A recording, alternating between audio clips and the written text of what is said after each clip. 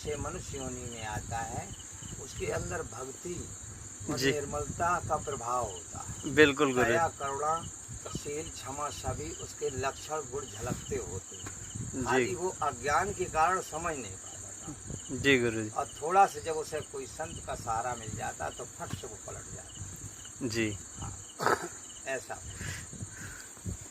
जब तक वो मनुष्य योनि में नहीं आएगा तो वो कोई कर्म तो करेगा नहीं। नहीं।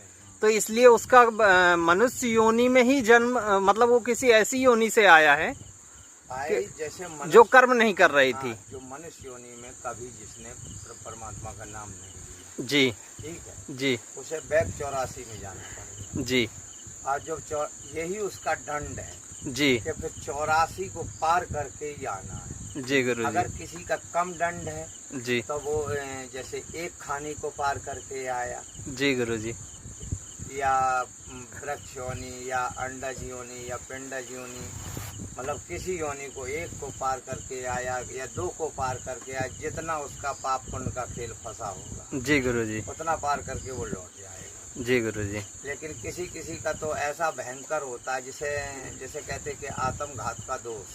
जी। आत्मघात का दोष इसी को कहते हैं जो बिना आत्मा के जाने मनुष्य और शरीर पूरा कर जाए, बिना गुरु को धारण किए अगर शरीर पूरा कर जाए तो उसे आत्मघात का दोष लगता है। जी तो गुरु। सबसे महा बड़ा विकराल पाप है।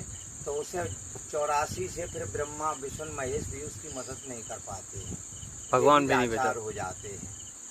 चाहे उनका बेशक भक्त क्यों ना हो, लेकिन लाचार उनको भी होने पड़ता है कि अगर निवरा वो है तो उसकी वो मदद नहीं कर पाएंगे, उसे 84 में जाना ही पड़ेगा। इसलिए पहले तो प्राणी को गुरु धारण करना चाहिए और सच्चा ज्ञान प्राप्त करना चाहिए। आत्मज्ञान का मार्ग पा करके भक्ति करते हुए आत्मा को जान करके शरीर पूरा करना चाहिए, जिससे दोबारा वो मनुष्य तन पा जाए और उस भक्ति को प्राप्त करते करते और आराम से अपने परम धाम को निकल सकता है। जी गुरु जी।